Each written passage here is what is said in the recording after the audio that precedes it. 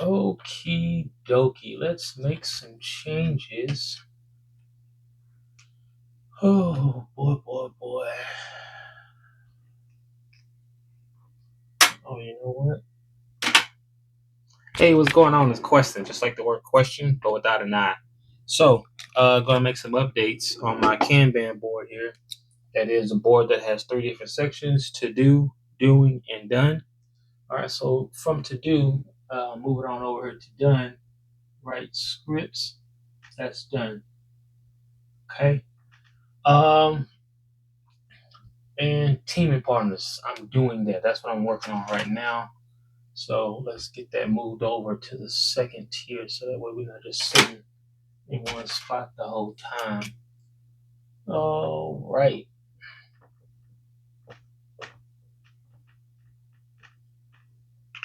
All right, real quick.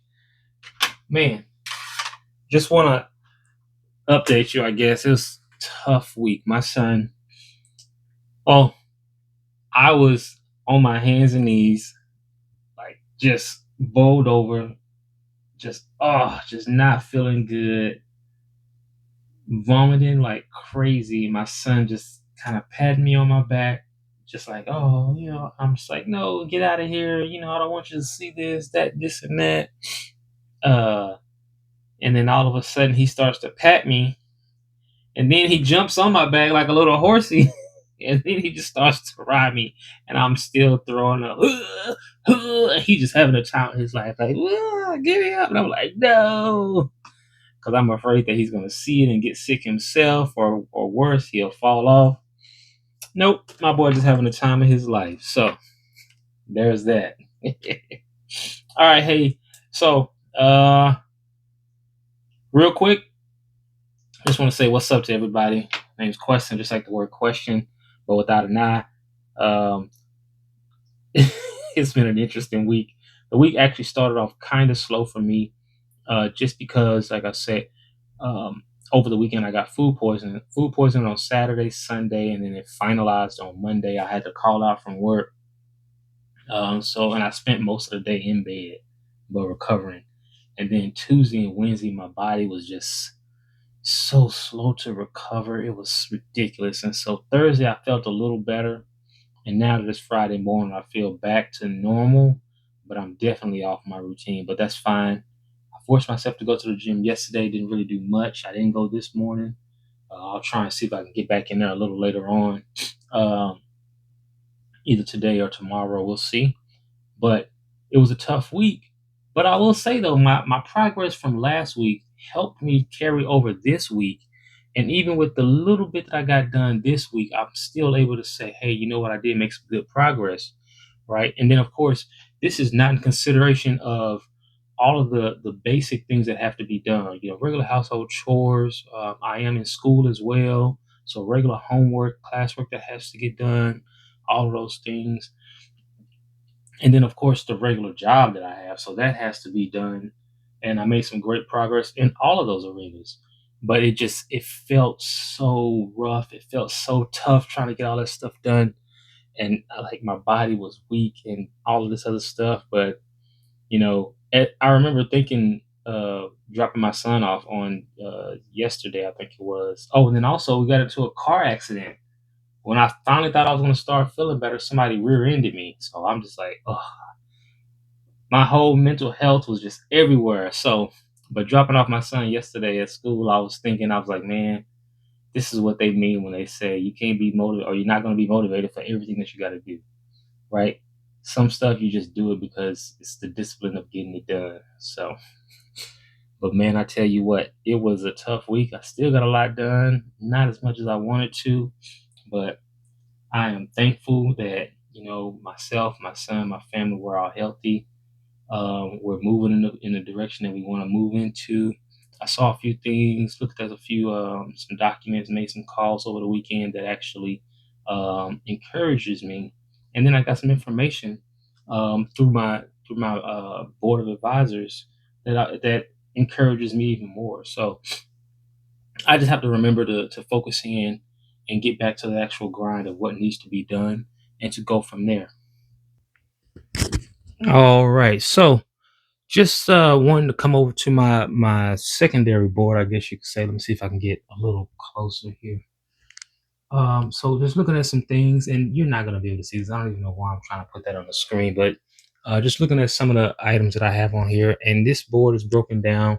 This isn't no specialty board or anything like that. It's just a check mark of things that I'm working on that I would like to see worked on, and things that and I guess different ideas that I want to shoot. So I think the next one is why masterminds are setting you up to fail, right? And that's no knock on the mastermind that I'm a part of. I think that's a great mastermind. I think most masterminds, in all honesty, are pretty good for the most part. But I think the problem happens when so we used to call it managing expectations. Let me see if I can get this thing to sit right the way I want it to here. So one of the things that we used to call was managing expectations, and that was based on what we thought was going to be happening. Hang on. Okay, I got that situated. That was based on things that we expected to happen or we thought were going to happen, right? So one of the things that I would realize is in any sale or any recruitment tactic that you are a part of, you want to make sure that everybody understands what it is that they are expecting. And so that you all know what everybody's expecting, you can also know, okay, well, you might be expecting that, but the reality is this X, Y, and Z. So I remember when I used to sell electricity, right, in Texas, right when deregulation began, I sold electricity. I was in college, and as a salesman, my expectations were not managed at all. I'm thinking I'm gonna be making money like every other day, getting cash or something, but none of that happened at all. So I didn't stay selling for a very long time, which every now and then kind of bugs me because that was at the time when Texas had just opened up deregulation, and so just about every person in Texas now has a non-major player electrical provider. I'm not for sure if I'm saying that correctly, but basically, I think the ones back then, or I know in Georgia is PG&E now, and so that would be the equivalent of the big players in Texas. I forgot what they were called, Lone Star or something. But then they had all these other different styles of non-big players, and people could just switch. And I would get paid for once they started paying the electric bill, and I believe it was a continuous basis where if they stayed with this company, you would still get a percentage, after every month they paid their bill. So it was a lot of money to be made, but I didn't understand that, and I wasn't able to comprehend managing those expectations. Fast forward to now that I'm a recruiter, or not now, but when I was a recruiter within the Army, one of the things that we would tell our possible recruits would be, look, you know, there is always a possibility that you can end up going to war. That is the business in which we are in. This is the military industrial complex. We're tasked with protecting, you know, our great nation. So that is always a possibility because some people would tell you, even some parents would ask you, "Hmm, excuse me, you gotta stay hydrated." But even some parents would ask you, like, "Hey, can you guarantee my son will never go to war?" And it's like, no, I can't do that. And if anybody ever told you, oh yeah, I got you for sure, they're lying, right? Because it's not something like that's not even a it's not even a real request. And ultimately, that's not what they want you to do. They want you to dig a little deeper to get to the heart of what it is that they're asking for. And so a lot of times it was really just a matter of, will I be able to be in touch with my loved one, for the duration, or will they have a normal life? Will they be healthy and happy? And so, what I would have to do is just to understand the person, listen to what they're requesting, listen to what they're asking, and then just explain it based on those things. Because some people were super religious, and so you will let them know, like, hey, your son is it's the first couple of days are gonna be tough, but the first Sunday that he's available, he's gonna be able to go to church. He can do that every week. They give him a Bible a lot of times, so you explain it in that sense. I was talking to one of my coworkers the other day. She's like, "Oh, you would never have been able to recruit me," and I was like, "Maybe not," but we had a station commander who was a female, and she was like, "Oh, well, what would she say to me?" And I was like, "Well, you married, you have children. She would definitely just start talking to you about your husband, your wife, your children, your kids, and how school is, and this and that." And even in the moment that I said this, like she's not even eligible to do anything. She was just kind of like, "Oh," it's like, well, yeah, I'm not going to talk to you about war and buying Hellcats if you're worried about Pinterest and going to Walmart for your coat, your kids' clothes. It's just you're going to talk to them about certain things differently.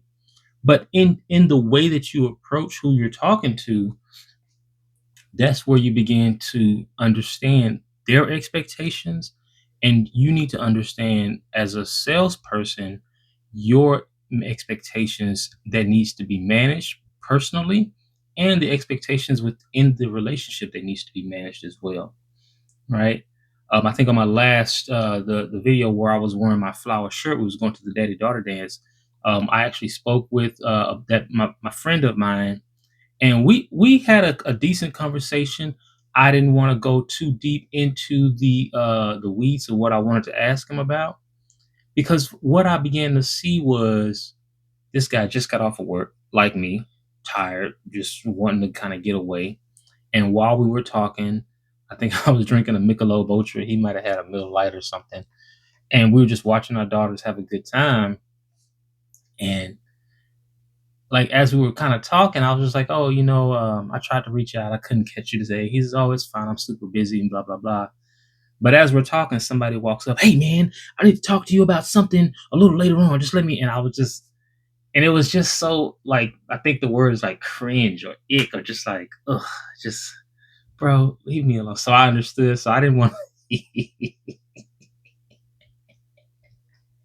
I understood because at that time I immediately identify with him like, please don't try to sell me on anything right now or convince me or whatever. I just want to enjoy my daughter. And I understood that. And so I didn't even want to go further. But the good thing about that was that weekend I actually spoke to someone else who had broke it down to me a lot better. And I'm glad I didn't come to him with that specific opportunity just because I think it wouldn't have been as beneficial as I was thinking that it was. So, but it pays to be able to tap into those um, third, second, and third circles of friendships and whatnot. But ultimately, you really like one of the things that I understand. I understood it as a recruiter, but I'm starting to understand it more as I get further along in my entrepreneurship journey. Is that you really have to protect the relationships that are worth protecting, right? So I went all the way from daggone. Let me see if I can put this on my board real quick. You can see me. I went all the way from talking to y'all about managing expectations,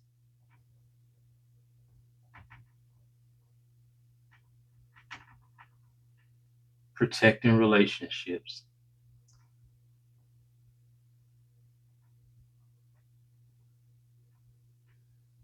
Now, I ain't teaching you anything because you can learn everything on your own. So I'm not here to be teaching nobody nothing.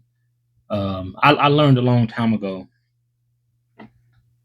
The Bible tells you, right, cast your pearls before swine; they will be trampled upon, something like that. But and of course, yeah, the Bible. Oh yeah, you ain't gonna throw no pearls with some pigs. Yeah, yeah, yeah. But in reality, there have been times where people are like, "Hey man, I need some advice. Can you help me out?" It's like, "Oh yeah, do this, da, da, da. I've been in that situation. All you gotta do is that part, this part. You're good to go. Everything's gonna play out on the end." What do they do? The exact opposite. Can't get mad. What you gonna do? You know what I mean? It's not you that's doing the situation. So I try to keep my own little. Excuse me. I try to keep my own little 2 cents to myself, right? And not to say that that's gatekeeping or hoarding, but and I understand now that in keeping that information and keeping your opinion to yourself, that is a part of protecting that relationship, because you might be someone that I truly and really care about, and you're not taking my advice as important as you're taking this relationship. And sometimes some other people maybe, but I will consider my advice as if I'm giving you my actual hand. And if you're slapping my hand, that means you're not really considering the friendship. And so therefore I that hurts the relationship. And so sometimes you just have to keep that advice to yourself, right? Look on from a distance, and if they really need something at some point, if it's dangerous, then yeah, you can step in, but ultimately they have to come to their own realization and come to you and say, hey, look, I really need something to know. And it sucks that it's that way, because I think a lot of times where I've needed some information, but I just didn't know what information I needed, and I didn't know who I needed to talk to. But I realized even in that though, like sometimes you have to be vulnerable, and that allows you to build up that relationship. And that gives you a relationship to protect, because at one point you was vulnerable and just didn't know something, and you just asked a question, and someone was they saw your heartfelt, or they saw your passion or whatever, and at that point they decided, let me help this person. And then now you all have a fruitful and blossoming relationship that's growing into whatever it's growing into, business, personal, professional, whatever you want to call it. But I will say though, I do enjoy coming out on the other side, even though sometimes it feels like I'm still in the muck. It it being sick and then getting into that car accident, it allowed me to look at myself. And there are definitely some things that I'm going to have to work on for me. um but then there's some prioritization that I have to do going forward. I got some information from one of my possible board members, and it was very invigorating and also enlightening in the sense that it gave me some direction. It said, "Hey, because I was asking, hey, I would like for you to be on the board, blah blah blah." And he came back and was like, "Look, that's great, but I need to know specifically, like, who are you and what can you do and what do you need from me to go to here, right?" And not in those specific words, but in a roundabout way. But that allowed me to think, like, okay, you know what specifically? Because I see the areas that I don't want to say oversaturated, but I would say that don't necessarily interest me. Like I realize that there are a lot of things that I'm interested in because the money would make it very interesting. But then ultimately, I don't think I would be interested, on a day to day basis. I think I would get bored. So I'm not necessarily interested in cybersecurity or IT to a certain degree. Construction, maybe. I actually got some information about construction. I may consider construction again. I kind of took it out of the running for a while. Just as a project manager, construction does really well, so maybe we'll go back to it. But at this point, not so much. Um, but it allowed me to look at things a little bit more focused. And it's like, okay, well, if this is where you need to be, then what do you need to do? And sort of, and it's making me go back and think, okay, and this isn't a go back and erase all progress I've made and change everything. Going, oh, you know what? I'm going to start working on oceanography. No, no, no, nothing like that. But I mean, it does allow me to kind of step back for a second and reevaluate. Basically, what do you call it? I got my little tool right here too. I wonder if anybody knows what this bad boy is right here. You see what we got going on here? This allows me to step back, stop, look, listen, smell. I can do this little bad boy here. You know what that is? Or I can do this little bad boy right here. You know what that is? I'm just being silly. No, but it allows me to actually reassess my asthma, right? What direction I need to go? Am I still on track of where I need to be? Have I started to drift?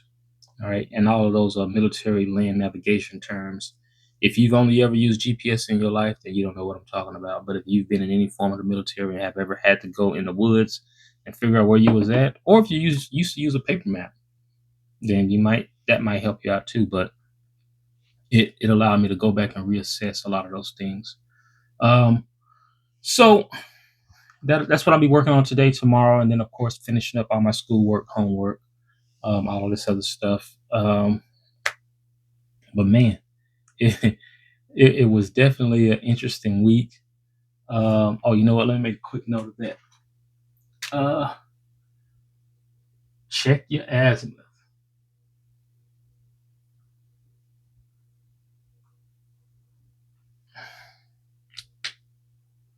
because I tell you what, man, it's a fun thing when you recheck your azimuth and you look and realize, oh, I've only drifted off a degree, and that was only within the last 10, 20 paces. You relook at your disalignment point, take a look and see, oh shoot, I'm right where I need to be. And then you see that, okay, I'm within 100 meters of my actual point. I can just get to it. I see it right then and there. There's no other secret hidden points, right? If none of this makes any sense to you, look into my book, The Framework. All right. So just understand, like, if you can catch it on TikTok, you can catch it on Amazon. What is that, Kindle? You can get it through all of that stuff there. Um, but I would definitely say, man, like, it is one of those things that when you take a look back and realize, okay, I'm not far from where I'm going, and I can see it in the distance. That's Yeah.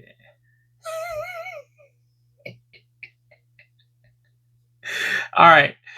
Question, just like the word question. I think this is a good point to end. We're gonna go ahead and shut this thing on down. I appreciate all y'all hanging out with me. If you are hanging out with me, if you're new, just come and talk to me or shoot a comment or whatever the case may be. For whoever this might apply to, I do not request anything from anybody. Right? I have specific links that you can go to. So other than that, and I'm not asking you, you can go there if you would like and buy some stuff from me. And this, well, I've only got one book, but there'll be some other things at some point. But you can go there and buy that stuff. Um, but I'm not going to ask you for a WhatsApp or confirm what your thoughts on forex or whatever. Listen, I'm not here for none of that stuff. Um, oh, the Super Bowl. It was really good. Between my sessions of surviving food poisoning, just going crazy. All right, again, this is question, just like the word question. Here with Second and Third Order LLC. Come and talk to me whenever you're ready. Y'all have a good day.